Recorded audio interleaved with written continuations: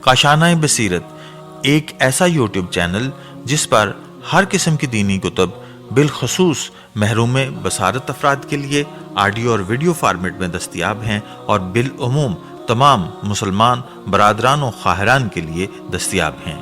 اس لیے آپ سے گزارش ہے کہ بیل آئیکن کو پریس کر کے ہمارے اس چینل کو ضرور سبسکرائب کیجیے تاکہ آئندہ آنے والی ہر کتاب آپ کو بر وقت ملتی رہے۔ کاشانۂ بصیرت، کاشانۂ بصیرت، کاشانۂ بصیرت، کاشانۂ بصیرت۔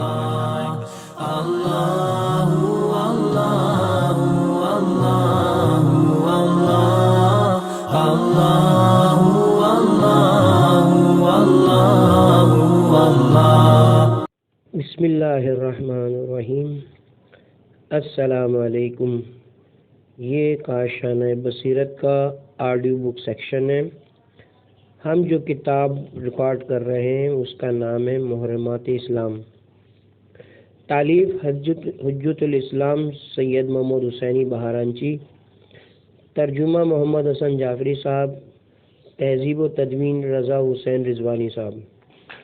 اب ہم اس کتاب کا پارٹ نمبر 36 پڑھیں گے۔ شادی کی محفل اور غنا۔ فقہائے کرام فرماتے ہیں کہ شادی کی تقریب میں غنا جائز ہے، لیکن اس کی 3 شرطیں ہیں۔ نمبر 1، غنا صرف عورتوں کی طرف سے ہو اور اس میں محرم یا نامحرم مرد موجود نہ ہو۔ نمبر 2، باطل گفتگو نہ ہو۔ نمبر 3، موسیقی کے ساز استعمال نہ ہو۔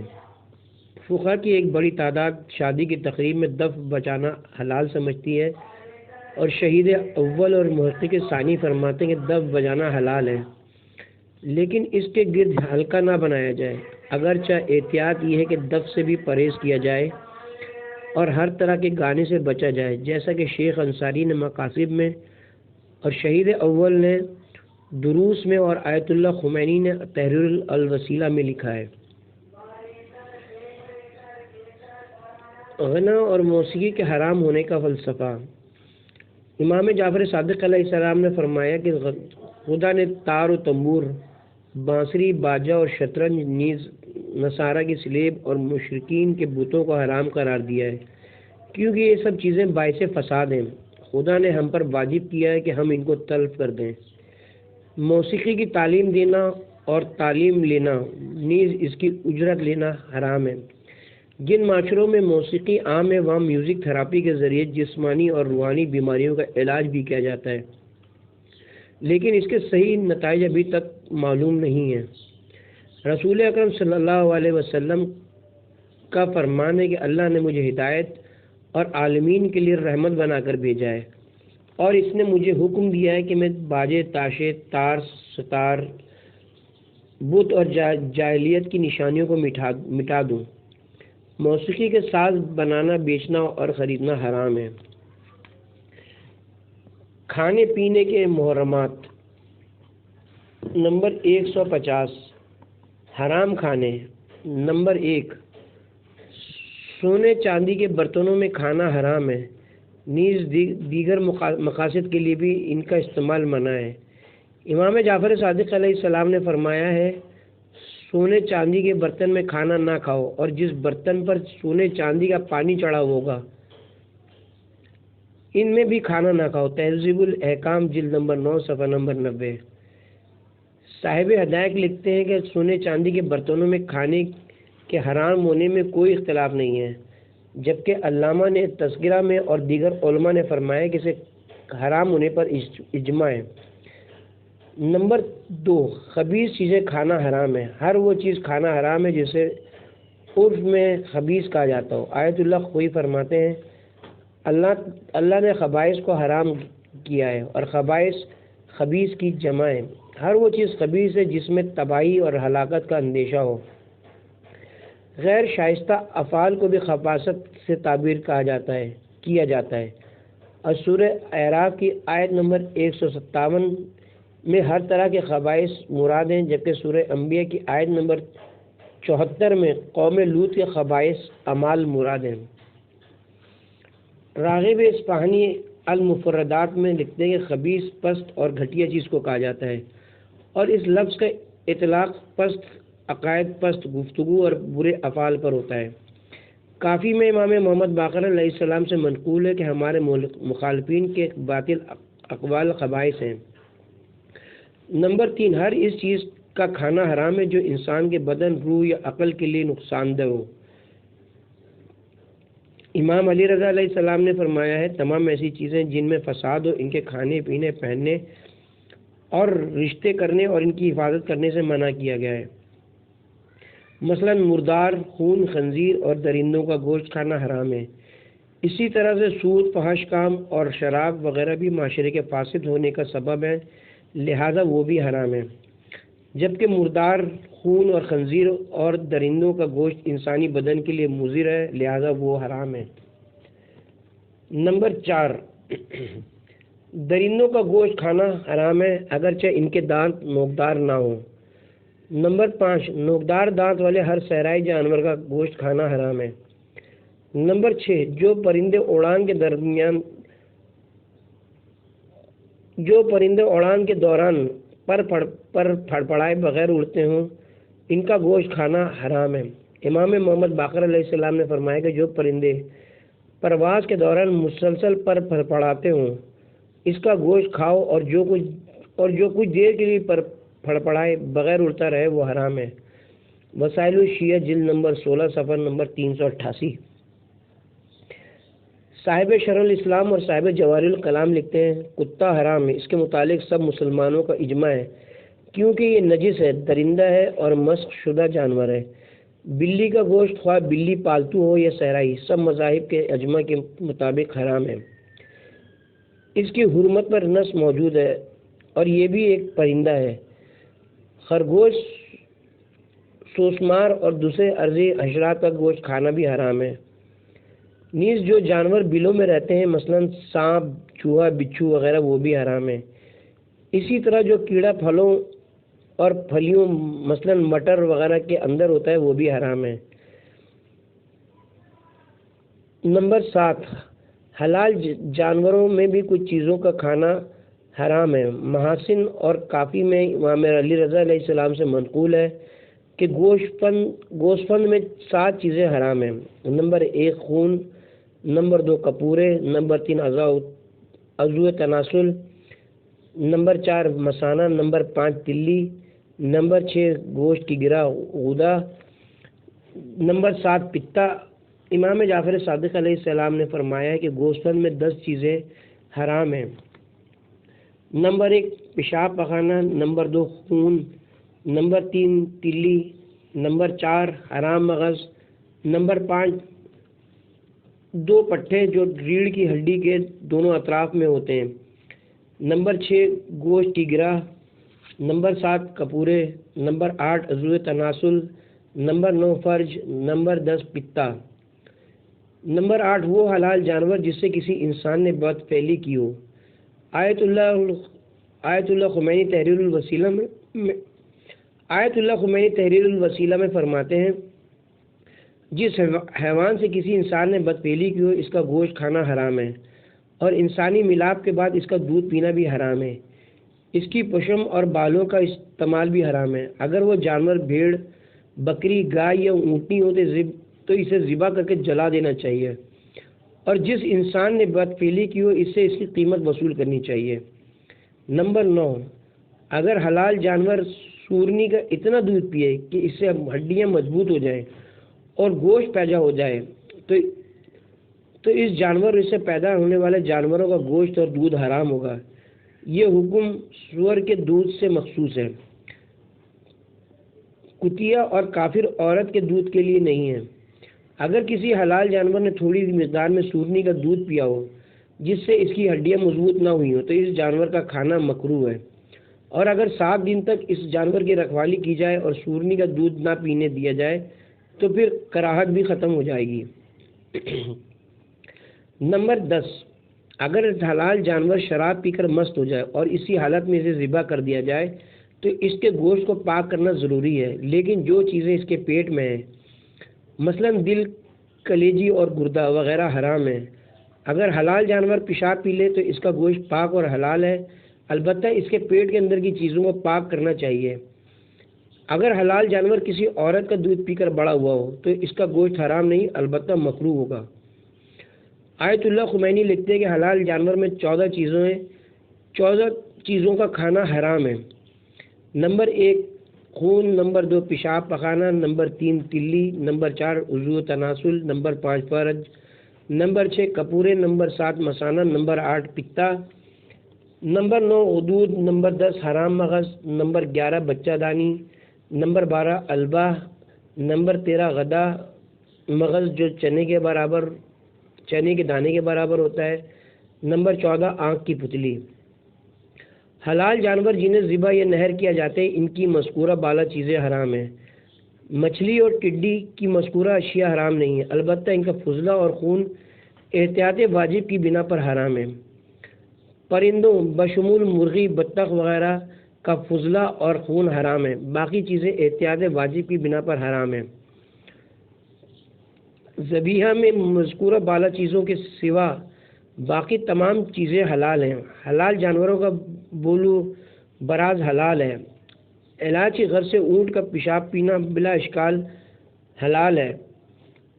ہر جانور کے زخم سے رستا ہوا پانی، ناک کا پانی اور آب بلغم حرام ہے، لیکن حلال جانوروں کا لعاب دہن اور پسینہ حلال ہے۔ تحریر الوسیلہ جلد نمبر 2 صفحہ نمبر 162۔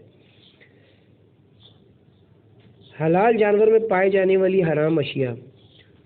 خون جہندہ رکھنے والے حلال جانور میں 14 چیزیں حرام ہیں۔ نمبر 1 خون، جو خون ذبح کے بعد بقدر متعدد نکل جانے کے بعد جسم میں باقی رہے وہ حلال ہے۔ نمبر 2 تلی، نمبر 3 بچہ دانی، نمبر 4 گوبر، نمبر 5 پتا اور مثانہ، نمبر 6 عضو تناسل، نمبر 7 فرج، نمبر 8 کپورے، نمبر 9 البا، نمبر 10 غدود، نمبر 11 حرام مغز، نمبر 12 پائے سے جڑی ایک رگ، نمبر 13 آنکھ کی پتلی، نمبر 14 غدا مغز۔ مؤلف عرض کرتا ہے بعض فقہا نے مذکورہ چیزوں کو حرام کہا ہے۔ صاحب شرح الاسلام محقق ہلی فرماتے ہیں بعض اصحاب نے فرج، حرام مغز، البا، غدود، غدا مغز اور آنکھ کی پتلی کو حرام کہا ہے، لیکن حق یہ ہے کہ یہ چیزیں مکروہ ہیں۔ بعض فقہا کے نزدیک ان چیزوں کے حرام ہونے کی دلیل ان کی خباثت اور انسانی طبیعت کی نفرت ہے، اور احتیاط یہ ہے کہ ان سے پرہیز کیا جائے۔ روایات سے معلوم ہوتا ہے کہ جب تک جانور کی سانس نہ نکلے تب تک اس کی کھال نہ اتاری جائے، اور اگر کوئی ایسا کرے تو بعض روایات کے مطابق ایسے جانور کا گوشت حرام ہو جاتا ہے۔ چنانچہ شیخ طوسی اور ان کے پیروکاروں کا یہی فتویٰ ہے۔ ابن حمزہ کے نزدیک ایسے جانور کا گوشت کھانا مکروہ ہے، جبکہ شہید ثانی شرح لمع میں لکھتے ہیں کہ ایسے جانور کا گوشت نہ تو حرام ہے اور نہ مکروہ ہے۔ انصاف کی بات یہ کہ روایات میں جانور کو تکلیف دینے سے منع کیا گیا ہے، اسی لیے ہم اتنی آسانی سے یہ نہیں کہہ سکتے کہ اس میں کوئی حرج نہیں ہے۔ البتہ اگر مذکورہ حدیث کو مجہول الطریق قرار دیا جائے تو پھر اور بات ہے، واللہ عالم۔ قرآن میں حرام کردہ جانور۔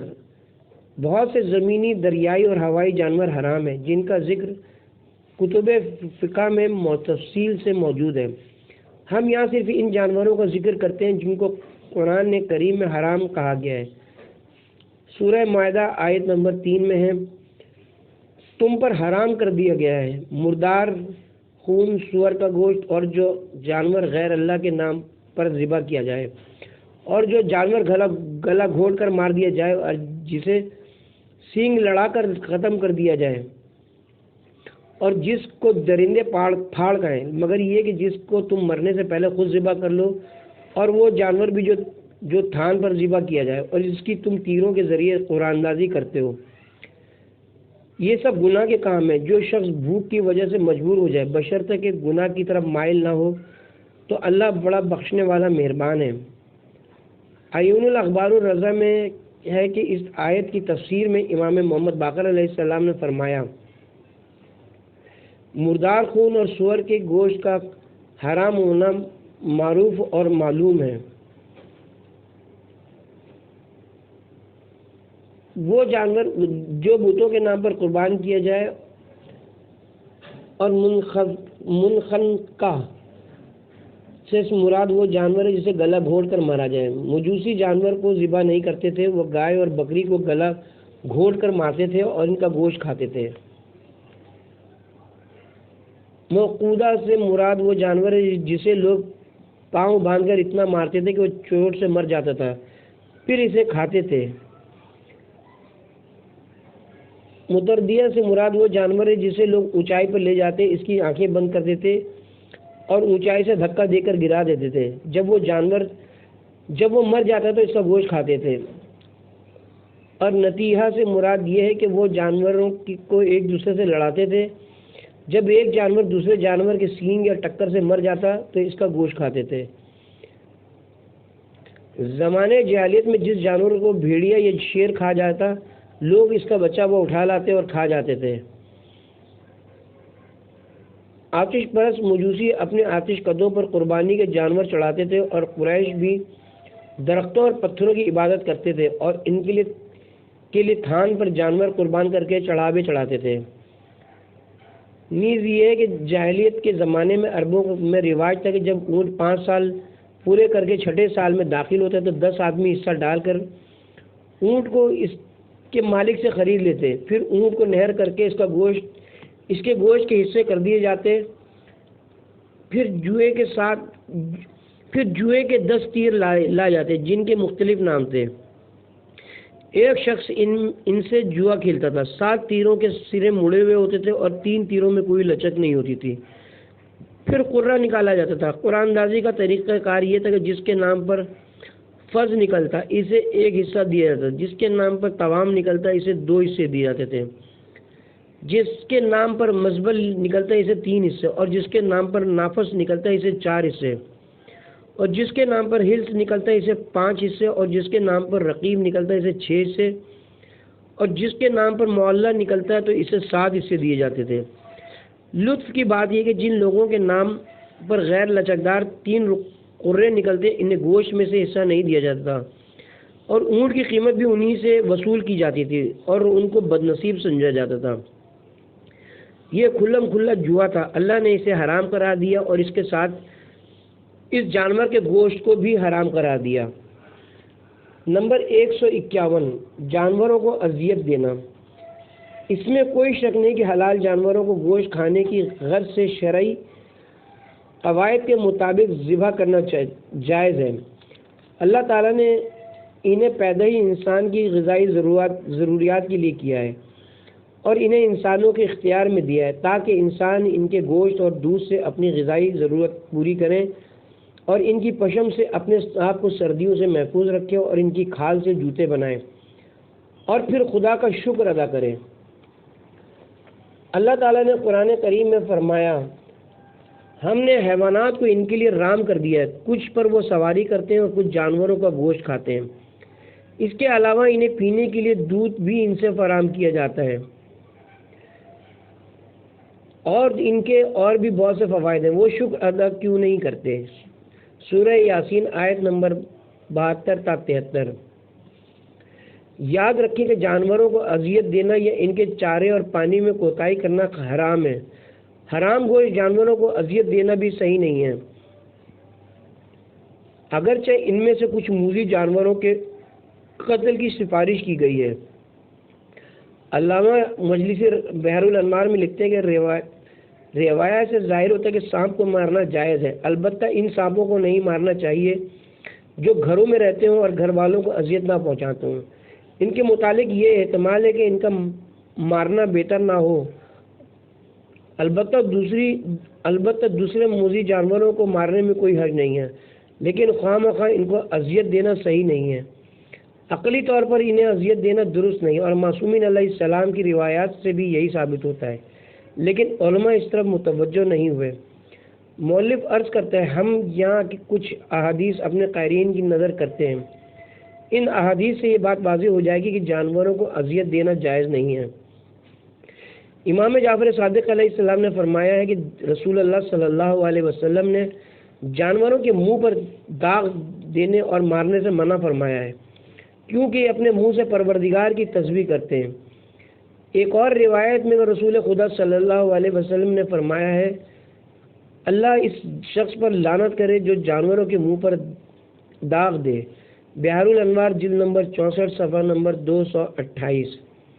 بحار الانوار میں علامہ دمری کی حیات الحیوان کے حوالے سے مرقوم ہے کہ ابو ہریرہ نے کہا، رسول اکرم صلی اللہ علیہ وسلم نے فرمایا، چونٹی کو نہ مارو۔ ایک مرتبہ سلمان علیہ السلام نماز استسقاء کے لیے جا رہے تھے تو آپ نے ایک چونٹی کو دیکھا جو زمین پر لیٹی ہوئی تھی اور اس کی ٹانگیں آسمان کی طرف تھیں، اور وہ اپنی زبان سے کہہ رہی تھی، خدایا ہم بھی تیری ہی مخلوق ہیں، ہمیں بھی تیرے فضل کی ضرورت ہے، اپنے گناہگار بندوں کے گناہوں کی وجہ سے ہمارا مواخذہ نہ فرما، ہمیں ایسی بارش سے سیراب فرما جس سے درخت اگیں اور ہم ان کا پھل کھائیں۔ حضرت سلمان علیہ السلام نے اپنے ساتھیوں سے کہا کہ واپس چلو، اب دوسروں کی دعا کی وجہ سے تم پر بارش برسائی جائے گی۔ رسول خدا صلی اللہ علیہ وسلم نے 6 جانوروں کو مارنے سے منع فرمایا ہے۔ نمبر 1 شہد کی مکھی، نمبر 2 چیونٹی، نمبر 3 مینڈک، نمبر 4 لٹورا، ایک پرندہ جو فاختہ سے چھوٹا ہوتا ہے، نمبر 5 ہدہد، نمبر 6 ابابیل۔ پھر فرمایا کہ شہد کی مکھی پاک غذا کھاتی ہے اور پاک مشروب بناتی ہے، اس کا تعلق نہ تو انسانوں سے ہے اور نہ ہی جنات سے، مگر اللہ نے اس کی طرف وحی فرمائی ہے۔ بحار الانوار جلد نمبر 64 صفحہ نمبر 266۔ شیخ توسی الخلاف میں لکھتے ہیں، رسول خدا صلی اللہ علیہ وسلم نے غذائی ضرورت کے بغیر جانوروں کو ذبح کرنے سے منع فرمایا ہے، جلد نمبر 5 صفحہ نمبر 519۔ کشف السام میں مرقوم ہے، رسول خدا صلی اللہ علیہ وسلم نے فرمایا، جو جانور کو ذبح کرنا چاہے تو چھری تیز کر لے اور جانور کو جلد ذبح کرے اور اسے ذبح کے وقت زیادہ اذیت نہ دے۔ نیز یہ کہ امام محمد باقر علیہ السلام نے فرمایا، جب تم کسی جانور کو ذبح کرنا چاہو تو چھری تیز کر لو اور روبہ قبلہ ہو کر اسے ذبح کرو، اسے گلا گھونٹ کر نہ مارو ورنہ حرام ہو جائے گا۔ رسول اکرم صلی اللہ علیہ وسلم نے فرمایا کہ جو شخص کسی چڑیا یا اس سے بڑے کسی جانور کو ناحق قتل کرے گا تو قیامت کے دن خدا اس کا محاسبہ کرے گا۔ صحابہ نے عرض کیا، یا رسول اللہ حق کیا ہے؟ آپ نے فرمایا، کھانے کی غرض سے ذبح کیا جائے تو یہ حق ہے، اور اگر اس کی گردن جدا کرنے کے شوق میں ذبح کیا جائے تو یہ ناحق ہے۔ امام شافعی کتاب العلام جلد نمبر 4 صفحہ نمبر 258۔ امام جعفر صادق علیہ السلام نے فرمایا کہ 3 گناہ نہایت برے ہیں۔ نمبر 1 قانون شریعت سے ہٹ کر جانور کو مارنا، نمبر 2 بیوی کا حق مہر ادا نہ کرنا، نمبر 3 مزدوری کی مزدوری کھا جانا۔ بحار الانوار جلد نمبر 61 صفحہ نمبر 268۔ امام موسی کاظم علیہ السلام فرماتے ہیں کہ رسول خدا صلی اللہ علیہ وسلم کا گزر ایسے اشخاص کے پاس سے ہوا جنہوں نے ایک زندہ مرغ کو باندھ رکھا تھا اور اس پر تیر اندازی کی مشق کر رہے تھے۔ یہ دیکھ کر آپ نے پوچھا کہ یہ کون لوگ ہیں، خدا ان پر لعنت کرے۔ امام موسی کاظم علیہ السلام بیان کرتے ہیں کہ رسول خدا صلی اللہ علیہ وسلم نے فرمایا کہ شب معراج میں نے دوزخ میں ایک عورت کو دیکھا جس پر بلی سوار تھی۔ بلی آتے جاتے اس کے چہرے کو نوچ رہی تھی۔ میں نے اس کی وجہ پوچھی تو جبرائیل امین نے بتایا کہ اس عورت نے ایک بلی کو باندھا تھا، اسے نہ تو غذا دی اور نہ ہی اس کی رسی کھولی کہ وہ خود اپنا رزق حاصل کرے، وہ اسی حال میں مر گئی۔ اللہ تعالیٰ نے اسے اس کی سزا دی ہے۔ امیر المومنین فرماتے ہیں کہ حضرت صلی اللہ علیہ وسلم نے 5 جانوروں کو مارنے کا حکم دیا ہے۔ نمبر 1 کوا، نمبر 2 عقاب، نمبر 3 سانپ، نمبر 4 بچھو، نمبر 5 باولا کتا۔ بحار الانوار جلد نمبر 61 صفحہ نمبر 264۔ امام جعفر صادق علیہ السلام نے فرمایا، رسول خدا صلی اللہ علیہ وسلم نے چوپایوں کے منہ پر مارنے اور ان کے چہرے پر داغ دینے اور شہد کی مکھی کو مارنے سے منع فرمایا۔ بحار الانوار جلد نمبر 61 صفحہ نمبر 215۔ ابراہیم بن علی کا بیان ہے کہ میں امام زین العابدین علیہ السلام کے ساتھ حج پر گیا. میں نے راستے میں دیکھا کہ جب آپ کا اونٹ چلتے میں سستی کرتا تو آپ لکڑی کے ساتھ اشارہ کرتے تھے، پھر فرماتے تھے کہ اگر قصاص نہ ہوتا تو میں تجھے مارتا. یہ کہہ کر آپ اپنی لکڑی کو اٹھا لیتے تھے. شیخ مفید ارشاد صفحہ نمبر 240. امام زین العابدین علیہ السلام اپنے اونٹ پر 20 مرتبہ حج پر گئے، لیکن آپ نے ایک مرتبہ بھی اپنے اونٹ کو چابک نہیں مارا. اور آپ نے وقت وفات امام محمد باقر علیہ السلام سے فرمایا کہ میں اس اونٹ پر 20 مرتبہ حج پر گیا ہوں، میں نے آج تک اسے چابک نہیں مارا. جب یہ مر جائے تو گھڑا کھود کر اسے دفن کر دینا، میں نہیں چاہتا کہ جانور اس کا گوشت نوچیں. رسول خدا صلی اللہ علیہ وسلم کا فرمان ہے کہ جو اونٹ 7 مرتبہ عرفات کے اجتماع کو حاصل کرے تو خدا اسے بہشتی جانوروں میں سے قرار دے گا اور اس کی نسل میں برکت دے گا. بہار الانوار جلد نمبر 64 صفحہ نمبر 206. کچھ جانوروں کے خواص. روایت میں ہے کہ گھروں میں مرغیاں، کبوتر اور گوسفند پالو کیونکہ ان میں برکت ہوتی ہے. بہار الانوار جلد نمبر 61. امام جعفر صادق علیہ السلام نے فرمایا کوے سے 3 باتیں سیکھو. نمبر 1 وہ چھپ کر مادہ سے ملاپ کرتا ہے. نمبر 2 صبح سویرے طلب رزق کے لیے نکلتا ہے. نمبر 3 ہر وقت محتاط رہتا ہے. بہار الانوار جلد نمبر 64 صفحہ نمبر 262. امام جعفر صادق علیہ السلام نے فرمایا جو شخص کتا پالے گا اس کے اعمال میں ہر روز 1 قرات کمی آئے گی. بہار الانوار میں کہ رسول خدا صلی اللہ علیہ وسلم نے ایک مقتول کو دیکھا تو لوگوں سے پوچھا کہ اسے کس نے قتل کیا ہے. لوگوں نے کہا یا رسول اللہ اس نے بنی زہرہ کے گلے سے ایک بکری چوری کی تو گلے کے محافظ کتے نے اس پر حملہ کیا اور اسے ہلاک کر دیا. رسول خدا صلی اللہ علیہ وسلم نے سنا تو فرمایا کہ اس نے اپنے آپ کو خود ہلاکت میں ڈالا اور اپنے دین کو تباہ کیا اور خدا کی نافرمانی کی اور اپنے بھائی سے خیانت کی. اس شخص سے تو کتا ہی بہتر ہے. امیر المومنین علیہ السلام سے منقول ہے کہ میں نے رسول اکرم صلی اللہ علیہ وسلم سے سنا ہے کہ جب کتے اور کوے کی آواز سنو تو شیطان کے شر سے بچنے کے لیے اللہ تعالیٰ سے پناہ مانگو کیونکہ ان کو وہ چیز دکھائی دیتی ہیں جو تم کو دکھائی نہیں دیتی. بہار الانوار جلد نمبر 62 صفحہ نمبر 64. موذی جانوروں کو مارنا. جس طرح ظالم کے شر کو دور کرنا ضروری ہے اسی طرح سے موذی جانوروں کے مارنا بھی ضروری ہے اگرچہ ان کی پیدائش میں بہت سی حکمتیں ہیں. امیر المومنین علیہ السلام نے فرمایا کہ ایک مرتبہ رسول خدا کو نماز کی حالت میں بچھو نے ڈس لیا. جب آپ نماز سے فارغ ہوئے تو فرمایا کہ خدا بچھو پر لعنت کرے. یہ کسی نمازی اور پیغمبر کو بھی ڈسے بغیر نہیں رہتا. پھر آپ نے اپنے جوتے سے بچھو کو مار ڈالا اور فرمایا کہ نمک اور پانی لاؤ اور اس ڈنگ پر مالش کرو. پھر آپ نے سورہ اخلاص، سورہ فلق اور سورہ ناس پڑھ کر ڈنگ پر دم کیا. بہار الانوار جلد نمبر 64 صفحہ نمبر 262. ابن عباس کہتے ہیں کہ رسول اکرم صلی اللہ علیہ وسلم نے فرمایا گرگٹ کو مارو خواہ وہ جوف کعبہ کے اندر ہی کیوں نہ ہو. بہار الانوار میں اس روایت کے بعد من لا یحذر والفقی سے نقل کیا گیا ہے کہ جو شخص گرگٹ کو مارے سے غسل کرنا چاہیے. ہمارے کچھ مشائخ کہتے ہیں کہ غسل کی وجہ یہ کہ گرگٹ کو مارنے کی وجہ سے انسان گناہوں سے پاک ہو جاتا ہے. بہار الانوار جلد نمبر 64 صفحہ نمبر 262. رسول اکرم صلی اللہ علیہ وسلم نے فرمایا جب بچھو اور سانپ کو دیکھو تو نماز توڑ کر مار ڈالو. مجموع الفوائد جلد نمبر 3 صفحہ نمبر 70.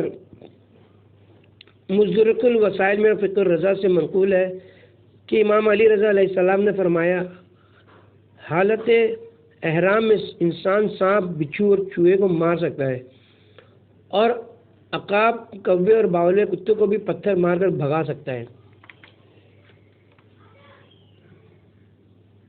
نمبر 152.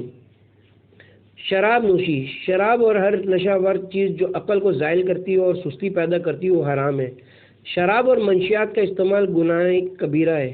اللہ تعالیٰ نے اسے بت پرستی اور جوئے کے ساتھ بیان کیا ہے۔ یہ شیطانی عمل ہے اور شیطان شراب و جوئے کی وجہ سے مسلمانوں میں دشمنی ڈالنا چاہتا ہے اور ان کو نماز اور یاد خدا سے روکنا چاہتا ہے۔ عرب جاہلیت میں شراب عام تھی۔ اسلام نے اس پر پابندی لگائی اور یہ 3 مرحلوں میں حرام ہو گئی۔ اہل عقل نے سوچا کہ جس چیز کا فائدہ کم اور نقصان زیادہ ہو وہ چیز چھوڑ دینی چاہیے، لہذا انہوں نے اس مرحلے پر شراب پینی چھوڑ دی۔ دوسرا مرحلہ، اس آیت کے بعد اوقات نماز میں شراب پینا ممنوع ہو گیا، مگر ابھی اس کی حرمت کا اعلان نہیں ہوتا۔ تیسرا مرحلہ، سورہ اعراف آیت نمبر 33 میں ارشاد خداوندی ہے، اے رسول آپ کہہ دیجئے کہ میرے لیے اللہ نے تمام ناشائستہ باتوں کو حرام کیا ہے، خواہ وہ ناشائستی ظاہر ہو یا باطن، اور گناہ اور ناحق بغاوت سے منع کیا ہے۔ مذکورہ آیات سے شراب کی حرمت واضح ہوتی ہے۔ نبی اکرم صلی اللہ علیہ وسلم نے شراب کے حرمت کے تیسرے مرحلے پر فرمایا تھا کہ شراب پینے والا بت پرست کی مانند ہے۔ علی بن یقین راوی ہیں کہ مہدی عباسی نے امام موسی کاظم علیہ السلام سے پوچھا کہ قرآن میں شراب کی حرمت کا کہاں آیا ہے؟ آپ نے فرمایا میں حرام۔ امام جعفر صادق علیہ السلام نے فرمایا رسول خدا صلی اللہ علیہ وسلم نے ایک خطبہ دیا اور فرمایا ہر نشاور چیز حرام ہے۔ کافی جلد نمبر 4 صفحہ نمبر 407۔ رسول اکرم صلی اللہ علیہ وسلم نے فرمایا شراب پینے والا بت پرست کی مانند ہے۔ بہار الانوار جلد نمبر 76 صفحہ نمبر 148۔ امام جعفر صادق علیہ السلام نے فرمایا جس طرح اللہ نے مردار خون اور سور کے گوشت کو حرام کیا ہے، اسی طرح شراب کو بھی حرام قرار دیا ہے، خواہ وہ زیادہ مقدار میں ہو یا کم مقدار میں ہو۔ رسول خدا صلی اللہ علیہ وسلم نے ہر نشاور چیز کو حرام قرار دیا ہے، اور جسے رسول حرام قرار دے اسے اللہ بھی حرام قرار دیتا ہے۔ کافی جلد نمبر 4 صفحہ نمبر 408۔ کافی میں کہ علی بن یقین بیان کرتے ہیں کہ امام موسی کاظم علیہ السلام نے فرمایا کہ اللہ نے لفظ سے شراب کو حرام قرار نہیں دیا بلکہ اس کی صفت کو حرام قرار دیا، لہذا جو چیز بھی نشہ آور ہو وہ حرام ہے، خواہ اس کا نام کچھ بھی ہو۔ ابو بصیر راوی کے ام خالد امام جعفر صادق علیہ السلام کی خدمت میں حاضر ہوئی، میں اس وقت وہاں پر موجود تھا۔ اس نے آ کر کہا کہ میں آپ پر قربان جاؤں، میں درد شکم اور قراقر کی بیماری میں مبتلا ہوں۔ عراقی ادبا نے مجھ سے کہا کہ شراب کو ستو میں ملا کر پینے سے میری بیماری دور ہو جائے گی۔ مجھے معلوم ہے کہ آپ کو شراب نوشی سے سخت نفرت ہے، اس لیے میں نے ان کے نسخے کو استعمال نہیں کیا۔ امام نے فرمایا تم نے ان کے نسخے کو استعمال کیوں نہیں کیا؟ ام خالد نے کہا کہ میں نے اپنا دین آپ سے حاصل کیا ہے، میں جو بھی کام کرتی ہوں قیامت کے دن کہوں گا کہ مجھے جعفر صادق علیہ السلام نے اس کا حکم دیا تھا، لہذا جب تک آپ حکم نہیں دیں گے میں عتبہ کے نسخے پر عمل نہیں کروں گی۔ امام نے اس وقت مجھے مخاطب کر کے کہا ابو بصیر تم نے اس خاتون کی باتیں سنی؟ پھر آپ نے فرمایا خدا کی قسم میں تمہیں شراب کے ایک قطرے کی بھی اجازت نہیں دیتا، تمہارے لیے شراب کا ایک قطرہ تک پینا حرام ہے، اور اگر تم نے شراب پی تو نزا کے وقت تمہیں پشیمانی ہوگی۔ آپ نے یہ جملہ 3 بار ارشاد فرمایا، پھر ام خالد سے فرمایا کہ کیا تم نے میرا فرمان سن لیا ہے اور سمجھ لیا ہے؟ پھر آپ نے 3 مرتبہ فرمایا کہ شراب نجس ہے، خواہ مقدار کم ہو یا زیادہ مقدار میں ہو، شراب دوسری اشیاء کو نجس کر دیتی ہے۔ کافی جلد نمبر 6 صفحہ نمبر 413۔ امام جعفر صادق علیہ السلام نے فرمایا کہ شراب ہر غم کی بنیاد اور ہر برائی کی چابی ہے۔ کافی جلد نمبر 6 صفحہ نمبر 403۔ امام جعفر صادق علیہ السلام نے فرمایا کہ اللہ نے ہر برائی کے لیے تالے بنائے ہیں اور شراب کو ان تالوں کی چابی قرار دیا ہے۔ آپ نے فرمایا کہ گناہوں میں شراب نوشی سخت ترین گناہ ہے، کیونکہ شرابی فرض نماز کو چھوڑ دیتا ہے اور مدہوشی میں آ کر ماں بہن بیٹی کے ساتھ دست دراسی کرتا ہے۔ آپ نے فرمایا کہ شرابی بے نمازی سے زیادہ برا ہے، کیونکہ شرابی اگر نماز پڑھ بھی رہا ہو تب بھی اپنے خدا کی معرفت سے عاری ہوتا ہے۔ تفسیر صافی جلد نمبر 1 صفحہ نمبر 248، کافی جلد نمبر 2 صفحہ نمبر 413۔